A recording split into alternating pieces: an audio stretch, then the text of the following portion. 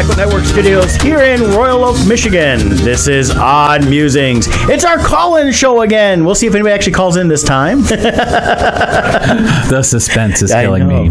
But I'm Brett Pinson, and I am the creator of Boomtown Scabs, The Adventures of Carl, The Expendables, as well as a host of other fun stuff. Along with me is... Scott Zambelli. I'm the creator of Emmanuel God With Us, and creator of a number of never final finished products too. I have a ton of stories that are like notebooks full of like. Are you Mitt Romney with your binders full of stories? I do. I have like pages where I've actually typed out like 100 pages of the story, and then like my problem is I always like start coming up with new ideas, and then it's like, wait, this is a better idea. Then I go back and I keep rewriting I just got to stick to it and do it. Yeah, but we got some fun people watching today. I need a Ron Popeil writing machine where just set it and forget it. We've got a couple of new people here watching that we don't see a whole lot of. My cousin Lucy's watching. Hey, Lucy.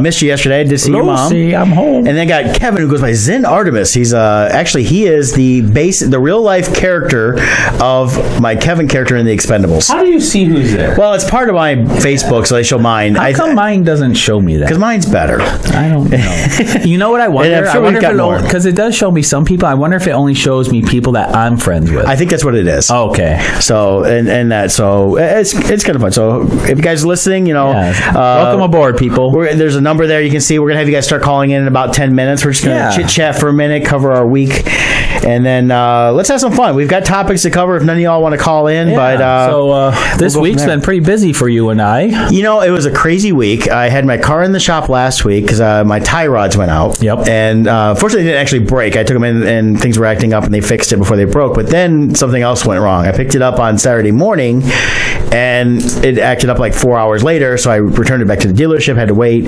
My U-joint went out on the steering column. So I had to get that fixed too. Okay. So anybody wants to send me money, PayPal me at wordcrafter@boomtownpress.com is my PayPal. I do take any cash donations, but I will be at WonderCon this weekend. You can definitely come and tip me there by buying stuff. Definitely. But and that's another thing we've been doing, packing. A lot of packing. Yeah, both you and I.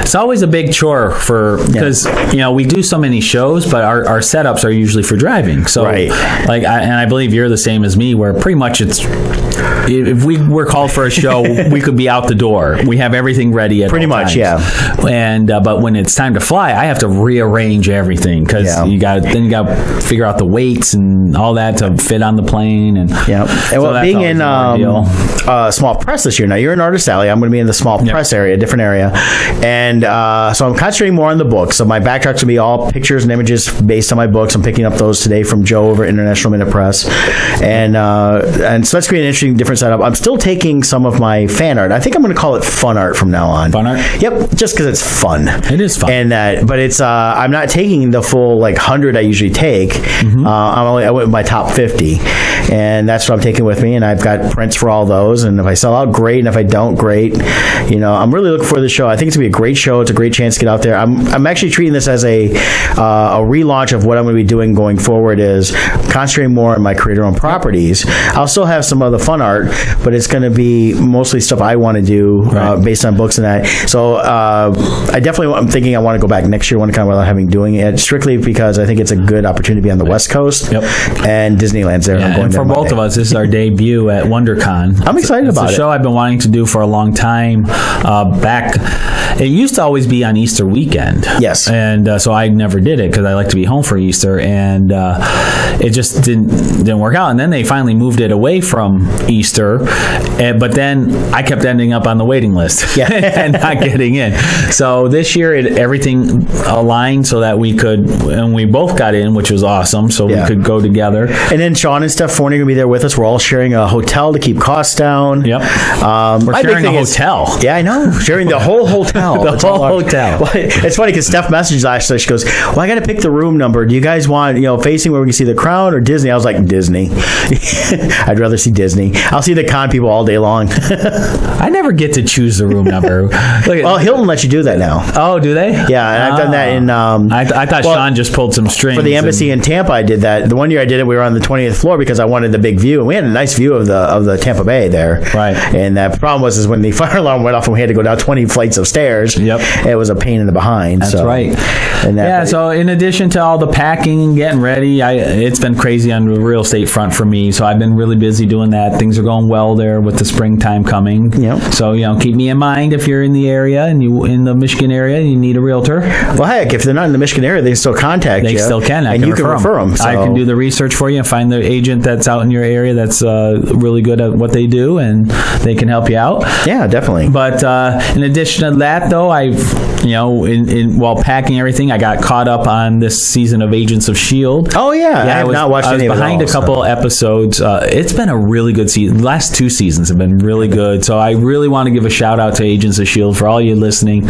Check it out. You won't be disappointed. I'll probably have to wait till it hits Netflix. I'm so far behind. Yeah, it is on Netflix. So the last season is. Yeah, so I'm going to have to watch that. Because I know I watched a few of the Ghost Rider episodes last year. Yep. I like those. Yeah, I will say I enjoyed the Ghost Rider episodes, but then it took the break, and that's where I fell behind originally. Right. But then they got into the whole LDM storyline, which was really good. Oh, nice. They did a really good job with that, and stuff happens. And then this season, they actually go off-world, which is really cool, and they did a really good job with that. Kind of a precursor to how they've been speculating going forward with the Marvel Universe for the cinematic side is going more cosmos and off-world. Yeah, they went off-world, and I won't spoil what happens in there, but it's been really good. Honestly, I actually, I also have been watching the Jessica Jones. I've been enjoying the Agents of S.H.I.E.L.D. more than Jessica Jones, but I'm still enjoying Jessica Jones. Yeah, I'm about 4 episodes in. Yeah, and I'm like 5. And been working as much as I could, knowing I was going to be not able to work. I mean, the Comic-Cons are work for me, but they're fun work. Yep. And I'm hoping to make a lot of money, but at the same time, I can't do my other job now. Yeah. So I worked as much as I could this last week, especially just to get as much money banked up as I could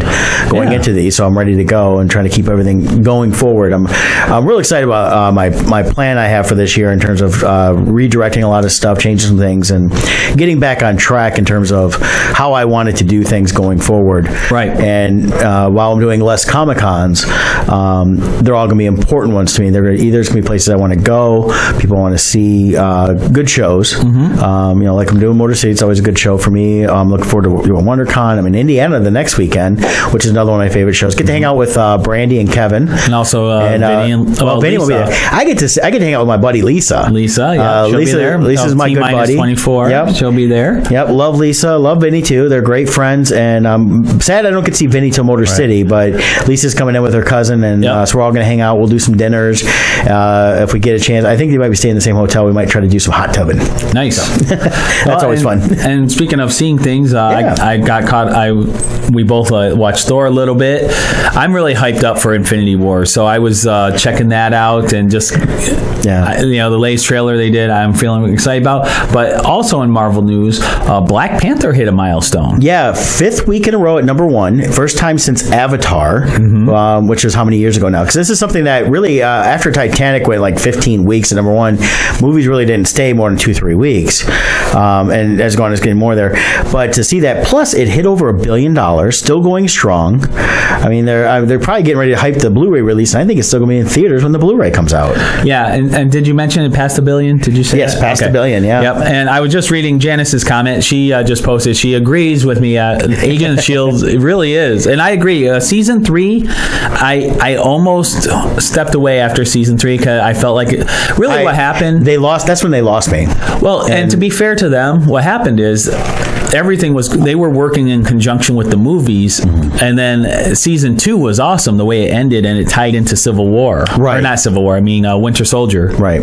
And it was really awesome how that all worked together. But then the TV side and the movie side had a falling out, and all of a sudden the movie side's like, we're not working with you anymore. Yeah. We're taking our toys and going home. Yeah. So then all of a sudden the TV side's like, okay, what do we do? The plan we had is now shot. Right. Almost like with Arrow when all of a sudden they couldn't use the Suicide Squad. They were going a certain way, and and unfortunately I've lost the arrow because I like that show. It's just that they lost direction. So season 3 almost lost me, but season 4 they introduced Ghost Rider. I'm like, okay, I'm going to try it out, and I was happy with it.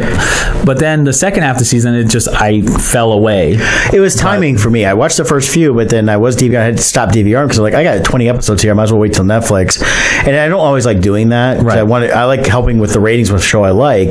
It's just time too. There's so much content. It's hard to keep up. And you have to pick and choose. Yeah, but the busier you are, the worse it gets. But the framework storyline at the second half of season 4 is really good. And I'll tell you what, they do a great job of Quake. They've done a great job of developing Quake. Chloe Bennett is the actress. I liked Chloe a lot. Yeah, I've always liked her. I follow her on Instagram. She does a lot of she loves doing. It's funny watching her do her little selfie videos on there because you can tell a lot of her co-stars aren't as thrilled with the selfie videos, especially Agent Fitz there, or Simmons, the male. I always mix the two up. Simmons, yeah. Simmons. Fitz. I don't know. Fitz. The dude. They're married now, so now they're Fitz Simmons. Oh wait, spoilers. Oh, whoops. No, we didn't see that coming. Yeah, I did not just say that. Sorry. It's fine. Spoiler alert. No. But anyways, he especially, he always has he looks so grumpy when she has the video on. But good times. I have fun watching Chloe's videos. Oh, good. She likes to post a lot of videos of her and her dog, especially when the dog has gas. That's what she always say. I think everybody, you get dogs doing two things: either they're farting or they are snoring. And she does videos of her dog snoring too. Well, I used to have this little Shih Tzu, and he used to snore. Hey, like language. Shih Tzu. There's a Z in there. It's just kidding. It's just shizzle, you know. But you get dogs doing that. So I love dogs. I've been seeing a lot of dogs in my deliveries lately, and we gotta hide the dog. Does it bite? No. Let him loose. I don't mind. After they're coming going, hey, did you bring me treats? No. Awesome. But it's been an interesting week on other stuff too. We were talking about when we sit down for our pre-show kind of planning session is Voyager 1 hit some milestones. Yes, but before we talk about that, we should talk about something else that's out of this world. Ooh. The service you get at Loringer's. Scott's got the segue this week. I was just there yesterday. I had to do a late afternoon appointment at my normal 2:00 time because I had some family obligations that were very important to me and to take care of. Mm-hmm. But I did go see Laringer Family Chiropractic Center in Belleville, Michigan. They're also in Dexter. I did talk to Dr. Anna about Dr. Corinne coming in from Dexter. I'm going to talk to her after I get back from my next two shows. Looking forward to that. And we'll schedule a time for her to come in. We're going to do some videos from there and see their brand new office and talk chiropractic for an hour. It's going to be great. But if you don't know anything about chiropractic, you can give them a call ahead of time because, of course, they do offer, besides chiropractic, massage therapy, orthotics by foot levelers, young living essential oils, aromatherapy, I can't talk today, aromatherapy, all with a full line of vitamins in a family-oriented environment. They got some great people there in Belleville and in Dexter. I do enjoy going in, even when Chelsea kind of gives me some gruff for changing my appointment and that. Mm-hmm. But she's always nice about it. She doesn't mean it. But give them a call at their Belleville location, 734-697-4244. You can visit them at LoringerFamilyChiropractic.com. They also have links on their website to their Facebook page. They are on Facebook. And if you got any questions, send them some message. Say, hey, I don't live in those areas, but I need to go somewhere. And they can try to help you find someone. But if you are in Michigan, come on, check out Loringer Family Chiropractic. They're going to take good care of you and get you going if you're looking to be healthy and wealthy. And they really do take care of you. I can't stress it enough. They target the problem, not just the symptoms. You know, so often we treat the symptoms, but the problem is still there. Yeah. But they try to get rid of the problem. And traditional medicine, nothing against it because it's needed, but most of it only treats symptoms, doesn't try to cure problems, and they're actually looking to have your body help you heal and become better and be healthy in the long run. I can tell you from personal experience, it helps me immensely. With all the work I've been doing, I've actually dropped some weight, which I'm very happy about and want to continue that going on, and the chiropractic is a part of that to help my body because it's changing, stay in alignment and continue to heal and grow and get better. Right. Awesome. So fun. But now Voyager. to the Voyager 1, not to be confused with Star Trek Voyager. Yeah. Now, if you know the Voyager, it launched in September 5th of 1977. Yeah, so it's been around. And it was a couple weeks after the Voyager 2, which is weird. They launched Voyager 2 first and then Voyager 1, but it must have been the way they built them, how they named them. So Yeah, I don't understand that. I never do either, but it's NASA and that. But the cool thing about it is it's exited our solar system. I heard that before. We were talking about that. But I guess they did another firing to kind of get the antenna in alignment. I mean, we're like 30 some odd years past what the initial use was. Yeah. They expected this thing to either die or something, but it's still going strong. Yeah, it's 13 billion with a B miles away from us right now. It's exited our solar system. It's called the heliosphere or something like that. I posted the story, so if you want the official wording, go there, look it up on Odd Musings Facebook page. But they sent the signal out to fire the thrusters, and the thrusters haven't been fired in 37 years, so they weren't even sure if this would work, just to make a slight correction in the orientation to the Earth. And just think about that. The precision in firing these thrusters to aim an antenna 13 billion miles away so it points right at Earth. Well, and the thing is also, because I looked up, it was moving at 38,610 miles per hour. Yeah, I think I read it moves 900,000 miles per day. Yeah. That's how fast it's going. Can you imagine that? And I think it's getting faster as it moves out there, because there's nothing but momentum now pushing it. So yeah, so it's pretty cool. So, kudos to whoever built that thing, that it's still going. Yeah. And but I think it's pretty cool. Now, of course, it's 10:15. So let's say the phone lines are open. Okay, phone lines are open. 248 is the area code. 248-721-8570. You want to talk about something? You want to comment on what we're talking about? Give us a call. Yep, we're going to keep moving forward on topics, but you're welcome to join us either on the topic we're talking about, or if you have something else you want to talk about, something you're looking forward to, something on your mind, just keep it work safe, family safe. That's all we ask. And speaking of phones, we were talking about it was because we posted Scott posted on the different phones on the image for the promo picture, and how phones have changed. I mean, we all use cell phones now, things like that. I started selling phones back in 1995. They were cell phones, and this was back in the original flip phone from Motorola. They were just exiting the brick phone era and starting to get smaller. The thing was, everybody wanted smaller, and then everybody wanted to be Captain Kirk, right? But it was talking about like the first it got to the point where it was getting so small, the buttons were getting too small. You were having trouble actually dial, because the buttons were getting so small on those little phones. And now we're going the other way. Yeah, now we're going back to the tablet, the phablet, the phone tablet. The Apple 20 is going to be like a LED widescreen TV that you put to your face. Be like, what do you got? I got my 27-inch phone with me now.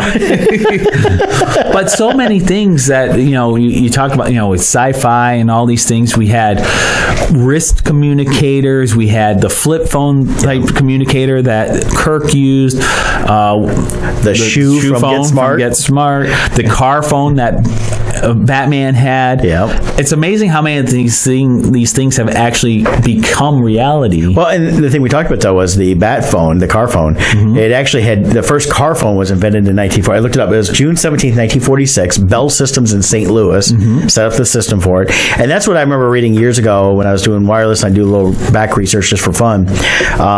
They had in different cities like a few antennas, and you had these big packs in these cars that would give you a car phone.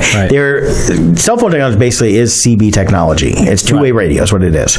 And so that's so it was all based on, for the original car phone, it was kind of based on that. So you talk and it'd be fine, but it was kind of dealt in a little bit different technology. Now in the 80s, we actually had a car phone because of my dad's work. He worked at a company where they provide the car, and it had a cell phone, or not a cell phone, but a car phone in it. And it was I remember in the trunk being this big pack thing, and it was like a battery unit or something, and then it was wired through to the center console, and then we had the phone there.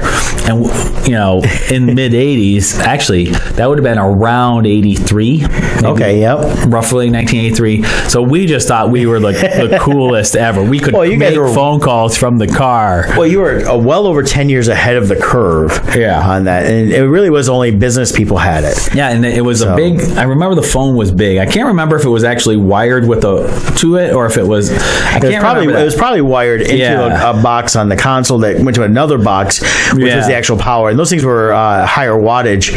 And because I remember talking with the guys that installed them back in the 80s and 90s when I started selling in the 90s, and they're like, "Oh yeah, we'd have problems with those things going off. They'd be driving down and wouldn't be tuned right, and it'd actually throw off electronics in people's houses and things like that." Yeah. So if anyone wants to call in with their phone memories, growing up with phones. What was your first cell phone? Cell phone, wall phone. Did you have a specialized phone? Phone in your room? Yeah, because I remember when I started selling, handheld phones were new. They didn't last but an hour of talk time, and so you had to constantly recharge them. You had to have like 2-3 batteries if you really wanted something to last throughout the day. Yeah. So I made a lot of money selling batteries. Yep. And so the call-in number is 248-721-8570 if you want to call in. Yeah. But we're going to continue on this. One memory too I have too is because you were stuck at the phone's location, you would buy the really long cord so you could kind of walk into a couple rooms, so you'd have like 20 feet of cord, but then it would get so tangled that it would wrap itself around itself. Well, yeah, I mean, when they went from having a central located phone to where everybody had like the little Conair phones and stuff like that, and their home phones now we're talking about, not cell phones, you'd end up with like 50 miles of phone cord just so you can move from room to room. Right. Well, and then of course you would have, because you would have 10 phones in the house, you would have like the one nosy sibling. Sorry, Sharon, my sister. That's her. She's the nosy one. Yeah. You'd be talking, and all of a sudden you'd hear a little it's them trying to carefully lift the phone and listen. And then it's like, I think I hear breathing. Yeah. Then it's like, get off the phone. Someone trying to listen in. Right. Now, if you go even farther back to our parents' time, they had the party lines where everyone on the block shared a phone number. Yeah. So, and your phone number was like 10. Right.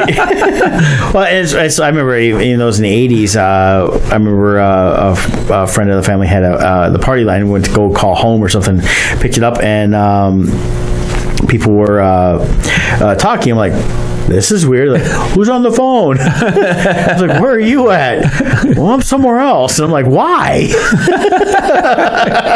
Yep. We didn't have this at our house. So yeah, so the phones are interesting in where they are now, especially, you look at them now, they're smartphones now. Yep. And with the smartphones, it's interesting because the computer technology in there, we were just talking about Voyager 1. Back when Voyager 1 was launched, technically speaking, our smartphones are actually more powerful than the entire rocket that was able to send this thing. The entire amount of technology used to put the first man on the moon. Right. That whole decade. There was more in my my Samsung Galaxy 5, I have a 7 now, right, than it was for that whole thing.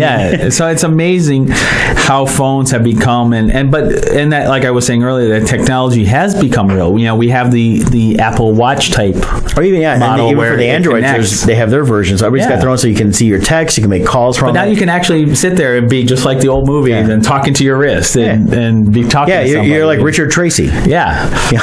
Richard Tracy, otherwise known as Dick Tracy. Dick Tracy, which wasn't his name, right?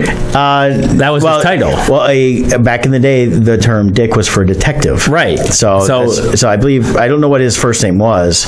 I wonder if but I think it was like Detective Tracy for a future episode. Someone could look it up. I'm sure someone could comment. We can cover that in our episode of real names. I kind of gave up on Dick Tracy after the movie back in around 1990 with Warren Beatty and Madonna. Yep, it was all downhill. Al Pacino was in it as one of the bad guys. Yep. and that stuff. So, but phones are awesome. I don't know if they've made us smarter though. They call them smartphones, but in one way it's connected people more. But on another level, I think the thing is like the job I do is I rely on my cell phone for 100% of it. Oh yeah, definitely. And the ability to it's become a good tool, and that's what I think. To me, you get a lot of gimmicky stuff on it, but when you can use it as a profitable tool, that's when it truly has become important to society. In that, there's definitely amazing things with phones now. Even myself too. I use it so much for just my living. But on the same side, it's on one level it's made us more connected and social, but on the other hand, it's also disconnected us more. Well, we're more social online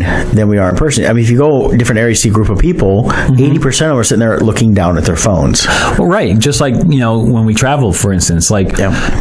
I remember when, like, if you would go travel somewhere, let's say you go to, even locally, you go to the gym or whatever, these were places where you could actually meet people and talk to them. And you had nothing else to do other than whatever activity you were doing, so you would make small talk. Even airplanes, you would talk to the people sitting next to you. Now everyone's got their earbuds in and they're staring at their phone, and there's no conversation going on. Well, I'm going to be on Delta, so there's going to be there's free movies, so that's what I'm going to be doing. Right, but you know, 20 years ago, you would talk to your neighbor. Right. And I don't know. 20 years ago, I had a book. Well, I can say just 5 years ago, even. Yeah. What are you doing? Where are you going? Why are you traveling? Yeah. Now everyone's got their earbuds in. Well, even now, people come. I will. It's when I sit down, I haven't put the headphones on or anything, and people sit down and sometimes get to talking to them. Most time, people don't even want to talk; they just want to disconnect, tune out, right, and go from there. But it has in some ways contributed to that because of really because of websites like Facebook, things like that. Yeah. We've got more social media aspect, and people will spout off on there, say whatever they want, but in real life, they're not saying a word. Yeah, well, even without spouting off too, there's people who I interact with all the time on social media, and then like I see them at a Comic-Con and like we have nothing to say to each other. It's like hi, and it's like, what do we talk about? I don't know. Of course, but online we talk. I have nothing to share. Yeah, it's like, oh, I'm using real words now. What do I do? Put a like button on the table. Like. But phones. I mean, phones have definitely changed. Like I said, I sold for about 8 years the wireless industry, and this was pre-smartphone. I went from the analog to the digital era, and from where bag phones were still around, and they were a big deal, and handhelds were just starting to, when almost everybody was getting handhelds. I was around 98, 99 as it really changed. We started seeing a lot more parents come in buying phones for their teenagers, mainly college students, because it was cheaper to have a cell phone than to pay the dorm rates for phone usage. They're like, I can get them a phone. Yeah, it's $70-$80 a month, and they got like 200 minutes, but if it's free nights and weekends, that's cheaper than paying what they want at the dorms. Right. So that's really when it started to change. Yeah. And as they've gone to more and more unlimited stuff, I mean, they used to have unlimited data, they took it away, and now they're all back to unlimited data. They keep going back and forth. And I think it'll stay unlimited because they've realized that now they're not just trying to sell a phone to somebody, they're now selling families' phones. Right. So the family now has 4, 5, 6 phones on their account, depending on how many kids they have, because you got kids as young as 8, 9 years old get phones now. Exactly. Now, Jill mentions a invention that was created by modern day cell phones. Yeah. The butt dial. Yes. That did not exist with the older phones that were attached to walls, and you didn't accidentally butt dial somebody. I think that's such a funny term too. It's like, well, that's because people put it in their back pocket, and I used to anyways. I don't. I never have because I never wanted to sit on it, but definitely it's a pocket dial. It's people go, I heard you talking. What did I say? I couldn't tell. It was all muffled. I was like, oh yeah. Gives a new meaning to talking out of your butt. There you go. Well, that's when you got somebody talking back. He's like, hey, you're behind talking. What? Although that did used to happen in the different sense where like you didn't quite hang up the phone all the way. Yeah. And then like all of a sudden you hear that noise that they would play to the phone to the phone company say, hang up your phone, you're disrupting our lines. You would hear that noise and you're like looking around like, what is that? And then you like, oh, the phone's not hung up. Yeah. But so good times with the phones. And any other because phones were so prevalent too at the time for regular phones, they also had a lot of really cool themed phones. So growing up, we had a really cool Snoopy phone where he's standing there with Woodstock and his arm was held out, and you would hang the phone up on his arm. Yeah. And we had that, and we also had a really cool Mickey Mouse one. The Mickey ones are very, very collectible. Yeah, we had both. We had one that was a rotary and one that was push button, and the rotary one is worth quite a bit if we still had it, but we don't have it. Then I had a really cool Darth Vader one where this one, if it rang, it played the Imperial March, and Darth Vader's head would turn, turn, and the back of his helmet, you would lift the receiver off the back of the helmet, and you would talk into that. And then when you hung up the phone, he would turn his head back into position. And after when he answered, he'd be like, here's the phone. Dun, dun, dun, dun, dun, dun, dun, dun. Yep. And I should answer the phone. I just wish it had a volume control because it played loud. Yeah. You did not miss that call coming in. But did you have any themed phones that you recall? We didn't really have themed like that. I remember we had one when the phone was still on the wall. We had one that kind of looked like an old antique phone at one time when I was a kid. Where it would detach and there was that part. It had an actual hand receiver, but it had that classic, first hand receiver look to it. It kind of had the wooden look to it. And then I remember we got our first cordless phone, and he had the big giant metal antenna that came out 12 feet. And, you have to. And of course, it always got broken because what are you going to do with that? You're going to lightsaber fight. Yep. And then I wonder how many things have been broken because of lightsaber. Of course, the funny thing about the cordless phones, when they first came out, you couldn't go more than 20, 25 feet away. Yes. And then if you were on the other side of a wall, it's breaking up. So you had to just angle it just right. Yeah. And of course, when it broke, what did you do? You put tinfoil on it. Just like you did the antenna for the home, for the TV. The TV. Yep. The rabbit ears. Yep. Cool. But phones are fun. I mean, it's interesting how our lives have changed. How there's still a lot of people that have home phones, but they don't use them as much. Everybody's gone to cell phones, but people like having them for backups.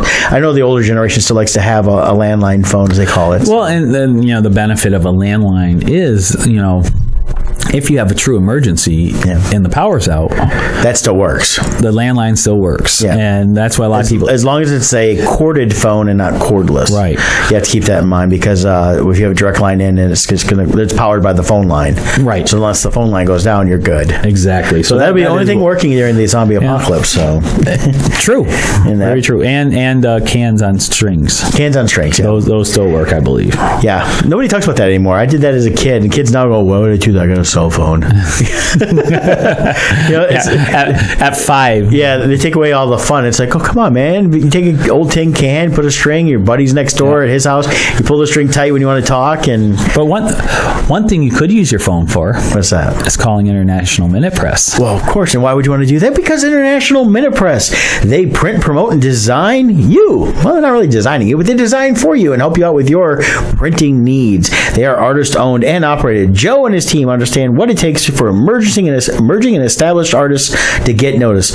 Not an artist, run a business? Well, they do that too. So you can definitely check them with that. But they do everything from ash cans and rack cards to posters, banners, Comic-Con booth materials. They also do business cards, any type of documents you may need, forms, things like that. They can handle that for you. All at their International Minute Press location in Plymouth, Michigan. Located at 1058 South Main Street. Their phone number is 734-414-6203. Visit them online at myprinter.intlminitepress.com. You can tell them that Odd Musings is sending you. They're going to give you 20% off your order. Nice. So when I walk in to pick up my order, I better say, hey, Odd Musings sent me. Yes. Yeah, and even though they're out of Plymouth, they ship everywhere. So, they do. All of our artist friends out there that like to listen, I'm telling you, they do a quality job on our prints. We really love the work they do. And they have a really good eye for color and the lighting, and they really care about how your prints turn out. Yes. So, and the thing is, it's nothing against other companies out there that people may be using. While IMP right now is my primary place for prints, I do have other options just in case as backups. They're quick at getting stuff out, but it's nice to have all the sources. And finding Joe last summer and talking to him and and then becoming a sponsor has been a great. They did our banners. So I mean, they do banners. They do banners. And they do. Love the colors in the banner. Came out really great. They now do T-shirts. Yes, T-shirts, and actually anything material they can get a hold of, like bags and things like that. They can do designs or logos on. Yeah, which is nice. So awesome job, cool stuff. Love the work you do, Joe. And we're gonna go mess with him later this afternoon. Yeah, we're looking forward to visiting the headquarters of the world headquarters International Minute Press Plymouth, also known as IMP. Yeah, they need to get Tyrion to be the mascot. The IMP. That would be good. So So you're doing the NCAA brackets? You said. Yes. Is that legal? Can I say yes? Yeah, you can. Okay. It's a whopping $5, I bet. Yeah, it's only illegal. Oh, ours is $10. But you said you got more people. It's a huge pool. Man, what a great tournament! I know you're not as much into basketball. I'm a little bit more into it than you are. I used to like, as far as professional basketball goes, I used to love it back, in the bad boy days. And right. stuff. I'm not a big fan of basketball now for the pros because it just feels more like one guy runs the team. It's just, I don't know, it doesn't feel like a team sport. It's LeBron James and everybody else. Right, exactly. And I don't have any fun with it. But college ball is more fun. I don't follow it. Yeah. Per se, but when March Madness comes around, I love it. Because here's the thing: it's a tournament. It's a one and done tournament. So you lose one game, you're out. Yeah. And when you have that criteria, things like this year can happen where you get major upsets. It's been a great year for this. I mean, now it's busted a lot of brackets. People are mad because their brackets are busted. But for me, I'm like, yeah, brackets busted in a couple areas, but at the same time, to watch a number 16 team beat a number 1 team, and not just like barely beat them, they smacked them around, threw them on the ground, and said, here's 20 points on top of that. Yeah. Well, I got a new strategy moving forward. Yeah. I'm done with picking my brackets. Like a friend of mine at work. Because here's why. All the people who know what they're talking about, they never get this right. Right. Because all these upsets happen. Like a friend at the real estate office, him, his wife, and 2 daughters all did brackets. Yeah. The 2 daughters are winning. The wife is in 3rd, and he's in dead last. Guess which one watches basketball all the time? The guy, yeah. He watches all the time. He's in dead last. He's like, the youngest is winning. What's hilarious is, because they don't care. They're just like, oh, I like She picked some of the best upsets. She picked a lot of the upsets because she's like, oh, I like that name. Well, and that's what usually happens. They pick a name. It's like, oh, this is a cute name. I like this one. Which just goes to show. They're the Screaming Beavers. I'll choose them. Right. So that just goes to show, though, and it's what makes sports great, is everything can be whatever it is on paper. Yeah. But until you actually play the game. Well, I mean, if you look at the upsets, a couple of these ones is like the teams that came out, like you got a number 16 team coming out, and they expected not to do anything, and boom, they win by over 20 points, gets the number 1 overall team in the tournament. Yeah. The team that really should have, by odds, should have went through the whole thing. Although all the experts picked Michigan State was the primary one, and they lost in the second game. I don't understand how anybody who's an expert picked Michigan State. I don't know. Their season was not good. I didn't think so. They had a very rocky season. They had a good record, but against good teams, they didn't do well. Yeah. Well, they were starting to come into their own. I think people thought the momentum would carry them forward. Yeah. But I didn't believe that. I didn't have them coming very far. I think it was more the mystique of Izzo himself is what people were buying into. But I did have them making it to the Sweet 16 and then losing there. I think that's about where I had them at. Yeah. So they went out one round earlier than I thought. But the only surprise there is they lost to the absolute worst team in the entire tournament, I believe. Didn't they get in through didn't they have to do a playoff game to get into it or something? Yeah, it was a wild card or whatever they call it. Well, it wasn't the worst team. Part of it's weird how they're doing the pre games before the tournament starts. Yeah. It's not all about 16 teams getting in. These are like 11 teams that were in the 11. Right. Like, we got these like 3-4 teams here that would fit more middle brackets, so they're all decent teams. Yeah. But some of the lower brackets, when you get like a 16 or 15 seed team, a lot of those are in because they won their division, the groups they're in, like the MAC or something like that. So that's why they're in and they're ranked 16 because they're not a good team. They come from this conference that never wins a tournament game anyways. Yeah. Well, but you get someone like a Syracuse that's number 11 that came in through this playoff game. They had enough, these 3 or 4 teams. You say, okay, with these like 4 teams that are mediocre teams that can come in middle, we have to pick and choose. Well, we want to have them all, so they started the kind of like the pre-tournament thing. So but it was definitely a huge upset for MSU to lose to that. Oh team. but they played horrible. Now U of M, I have them going to the Elite 8 in my bracket because honestly, I think their year has been far better than MSU's. Yes. Well, they beat MSU twice. They won the Big Ten tournament. I felt they would do better than MSU for sure. They've also had a very scrappy season in that they've been able to rise above, like whatever talent they're playing, they've been able to match it and even when they're down, they come back and fight hard. So that's why I picked the U of M to make it there. I picked Duke to go all the way. Yeah, you have Duke. I see my Elite 8 matchup was Duke versus U of M to recreate the rivalry from when I was at U of M and we lost to Duke back in the Christian Leitner days. 1990, 91, yeah. I hated Christian Leitner. Oh, no, I love Christian Leitner. As much as I was more of a U of M fan at the time, I loved Duke, and they were great. You had Christian Leitner. That whole team was just really good. Yeah, so I have Duke picked to beat U of M in the Elite Eight, go on to the Final Four, and then I have them losing to Villanova. Yeah, you said Villanova's championship. And I have Villanova going to the championship and then winning in the championship. I got Duke and Kentucky in the finals, and Duke winning out. Duke and Kentucky. Okay. Yep. And the way I pick teams, it's not always about, well, this is their record, this is this. Sometimes I always look matchup to matchups, like, who are they playing? I really think this team could win. I had a couple of my upsets come through because I felt they're just better teams, even though they were ranked, I thought, wrong. They should have been higher ranked, but sometimes that works better. Yep. And but it's definitely been a great tournament for the upsets in that. Yeah, it's fun. And, even with bracket busting, I love the winning on these teams, and these guys they appreciate it more because they know that we got one more game. Yeah. Especially for seniors on those schools that didn't expect to get past the first round. Yeah. To have one more game in their college career is huge because most of them will never go on to the pros. You really get the Cinderella or the Rocky Balboa stories in these things where you got nothing to lose. They're people who they it's like we just have to play our heart out for this one game. Right. Like even if they don't go on past that, like the team that beat the number one seed, the 16 team versus the one team, never happened before. Right. Even if they just play their heart out for that one game and win, they're immortalized. Right. They don't have to win anything other games in the tournament. People will forever talk about how they won. This is where you could see like a Disney movie in 10 years, where the Mighty Ducks. Yeah, where they come back and they win that first turn. The first time a 16 wins, so they have this great fictionalized story of a team doing that. Yeah. UMBC was the team that won. Okay. In fact, they lost to Kansas State over the weekend in the second round, but they only lost by 7. It was 50-43. So yeah, and that's it. You know, that's what's awesome about sports. Is a lot of number one teams like Xavier, number one team. I actually had to pick to come out. Florida State, number 9 team, beat them 75-70. Wow. Yeah. I had Marshall winning, but they lost to West Virginia. West Virginia beat them. That was a great in-state rivalry too to have. All right. The entire state of West Virginia. So right now, where are you in your bracket? I am in second place in my group. Nice. I am number 51 in my group, which I'm about. I think there's about 150 players in it. Yeah. In the one I'm doing. So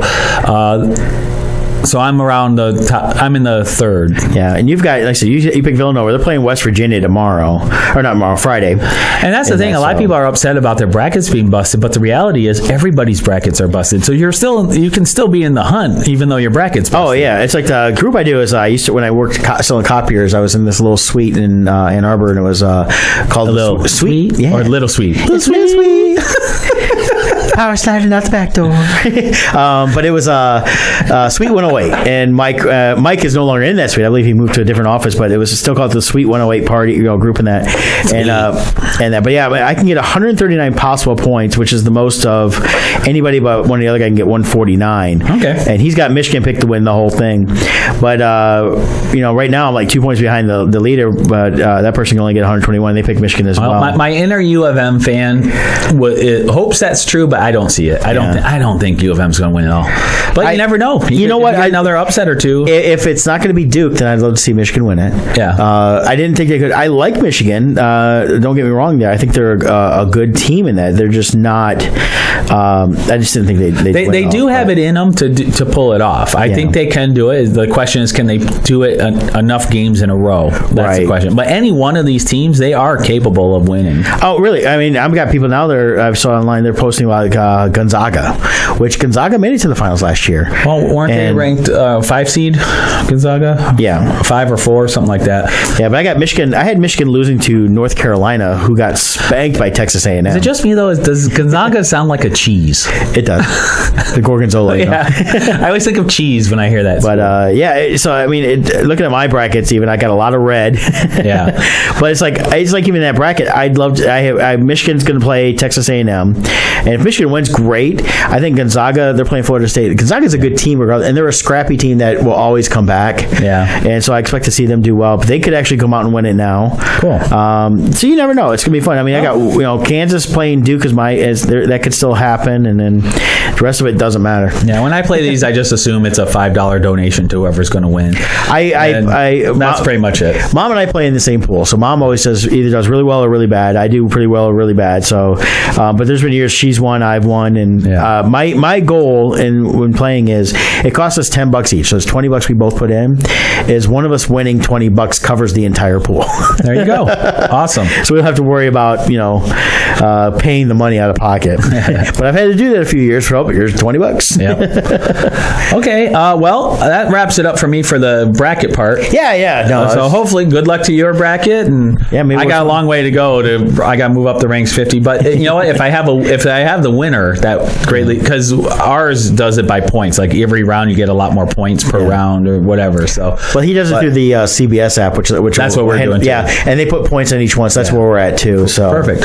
So we're gonna move on to the next topic. So you can call in 248-721-8570. And our next topic, we're going to be talking about coming soon. It's with a busy 2 weeks, I'm going to not be able to see it until after I get back from Indiana, but Ready Player One comes out next week. Yep. Yeah, so anything you guys are interested in that are coming out soon, call in, feel free, or post it in our live feed I put the number there in the comments, so hopefully you can see that. Yeah, you've been talking a lot.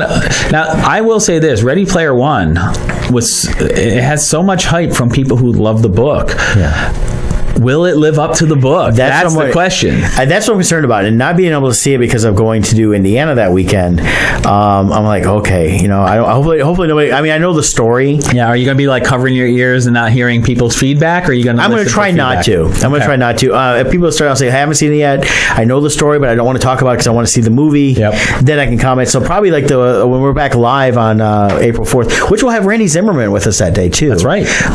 May talk a little bit about that as well as other fun geeky stuff. Okay. But so Ready Player One's coming out. That's the Steven Spielberg. Yeah, that's what. Is he directing it? Yeah, he directed that. So that's directed, produced, and all that.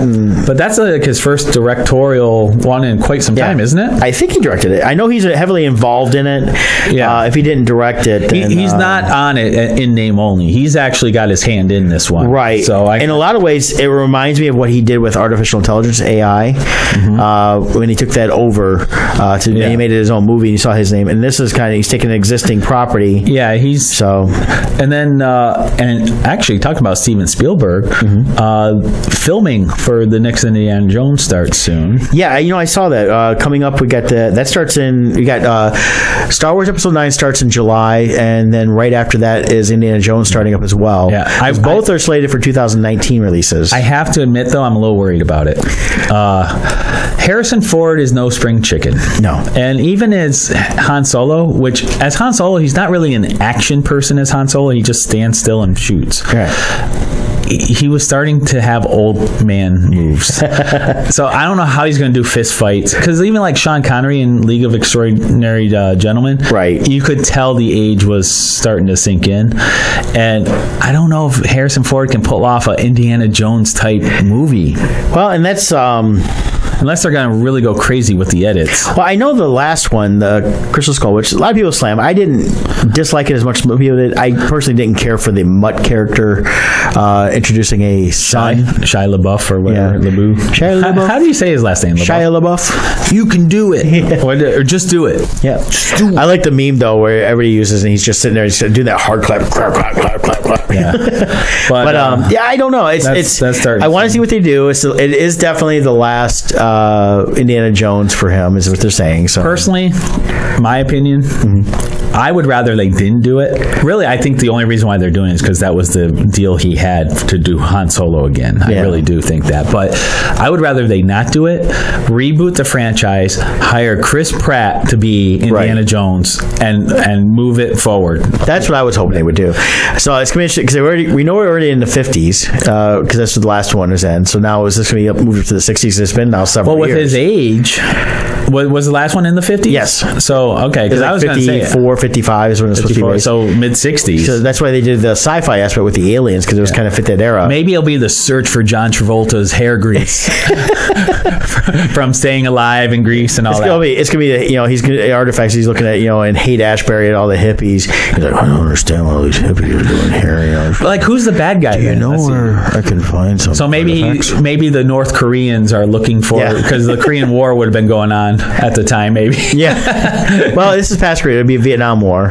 So that's where they'll throw him in Vietnam. He'll be hunting something in Cambodia or something. Maybe that's it. Yeah. But we'll see. I mean, they're not leaking any story stuff. I personally would like to have seen a reboot and go from there. But because I really think Chris Pratt is the one and only actor right now that has the gravitas in Hollywood to pull it off, the humor, the physicality. He can pull that off. He can make it his own without us losing anything from the originals. And the fans would accept it. They wouldn't have to. And please, when you do finally reboot it, don't retell the stories again. Just keep moving forward. New stories, go from there. So another one that looks fun, talking about fun movies, Rampage. Oh, yeah. I was on. I picked up, I saw it in the theaters, the new Jumanji.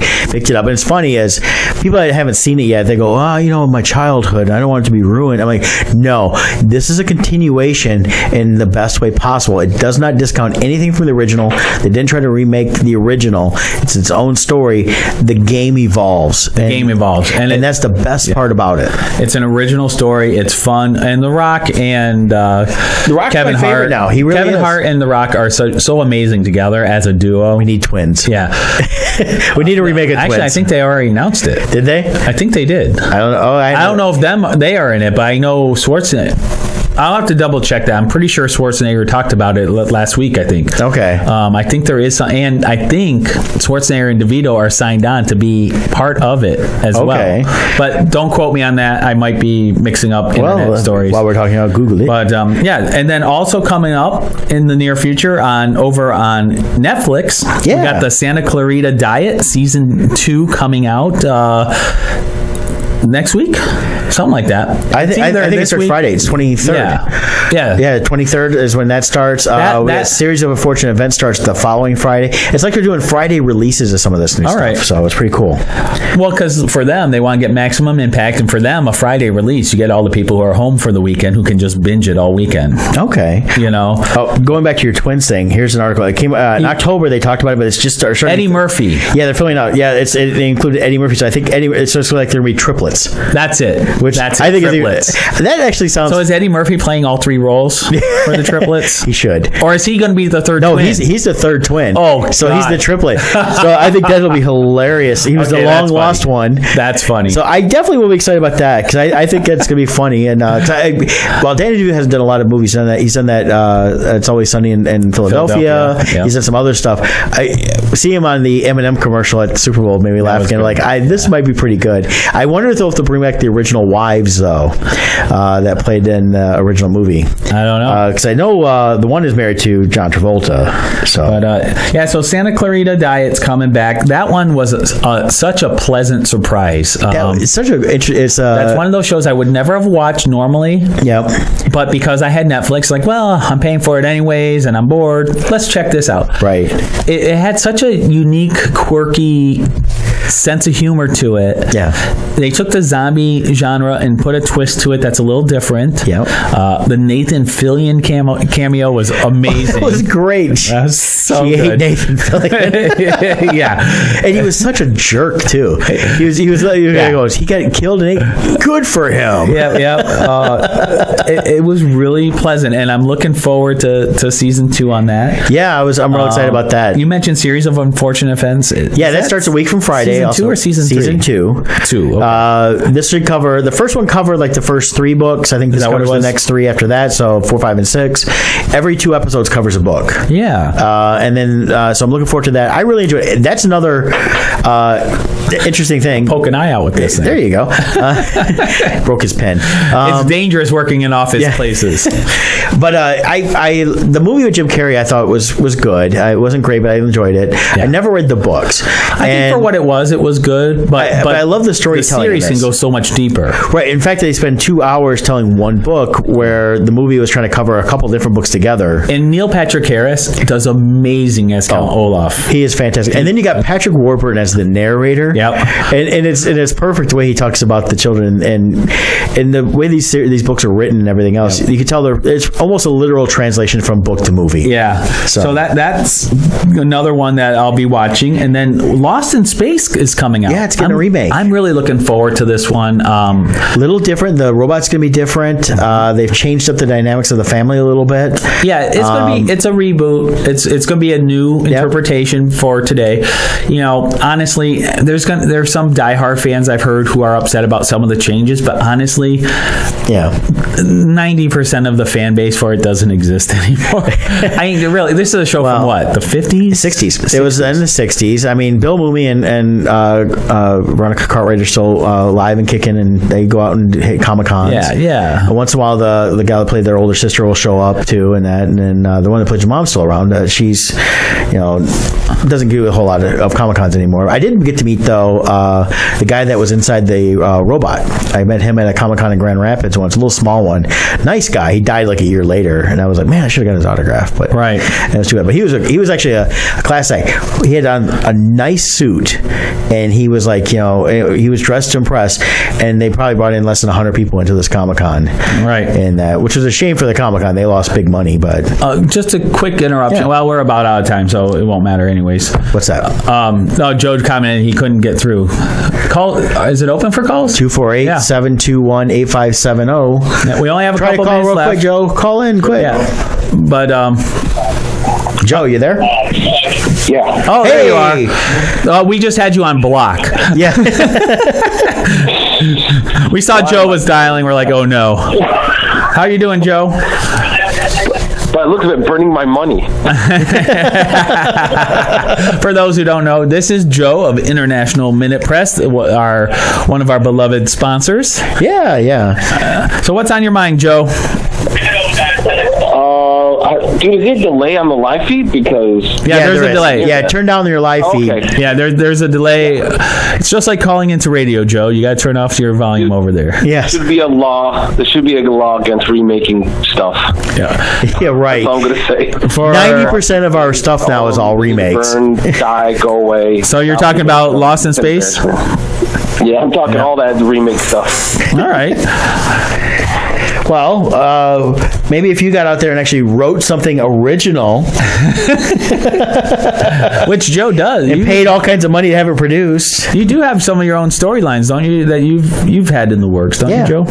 Yeah. So yes, I have. It's just I don't know, man. About the whole Netflix stuff. I don't know. Some of the stuff's just garbage. Well, I'll say this. What about this remake coming up? Amazon they just announced they have a $500 million budget for the Lord of the Rings series they're going to be launching. So don't comment. Well, what's going to be interesting about that is doing it in this format, a serialized format. They're going to be able to go much deeper into the books than what the movies could that Peter Jackson did. Right. They'll end up having Matt LeBlanc as Gandalf, and Vert Troyer, if he's still alive, as Frodo. They gotta get Shia LaBeouf in there. We already brought him up once. Let's bring him up again. Shia LaBeouf as who knows?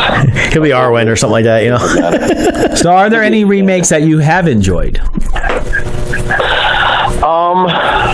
No. I really can't think of one that I said, you know what? No. Is there one remake that comes to mind that made you absolutely angry and jaded against remakes? Oh my God. What is the one? It was the remake of John Carpenter's, was it Assault on Precinct 13 or something like that? Oh yeah, that was a horrible remake. That was bad. I remember. I just got divorced, and all my guy friends, our friends, like, hey, let's go out, let's shoot out, and they took me this movie, and I went over. I said, I'd rather go through another divorce. Well, there you go. All right, Joe. Joe. Well, time's running out over here, so we thank you for popping in here. And Joe will be on the air with us. We'll have to end it on that positive note of Joe despising remakes. Love you guys. Thank you. Love you too, Joe. We'll see you in a couple hours. We'll be at the headquarters of International Minute Press in downtown Plymouth, Michigan. Have donuts and coffee for us. Security waiting. All right, thanks. See you in a bit, Joe. You take care, Joe. Wow, we got to end the show already. Yeah, we're getting to the end. So coming up next week is going to be our Easter show. We're going to have it pre-recorded, and so we'll be on the road. But the video will be online for you at 10 o'clock to watch. We'll get it all uploaded tonight, so it's ready to go. Won't be streamed live, but I'll try to restream it after I get home if I can. Yeah, so we're going to be talking everything Easter. We're going to talk about the traditions, the fun stuff. We're going to get into the actual historical part of it as well. This weekend we'll be at WonderCon in Anaheim, California. Everybody come out and spend lots of money with us. Keep track of our Facebook page, facebook.com/oddmusings, because we're going to be doing some live videos from there. We'll be talking to the amazing Sean Forney and talk about his awesome career. And after the show, I'm going to Disneyland. You may, if we have a good weekend, join us on that Monday, and we'll try to do some live videos from Disneyland. If not, Scott's going to downtown Disney that day and live stream from there too. So you'll know how well I did based on where I'm broadcasting from. And then Dominic, you're going to be in Gem City, right? Gem City. Yes, I will. Yep. All right, so go see Mess Bucket Comics in Dayton, Ohio at Gem City. Come see Odd Musings out there at WonderCon. We'll post online our spots. And final thoughts are, we're out of here. We'll see you guys next week. All right, so take us out, Dominic.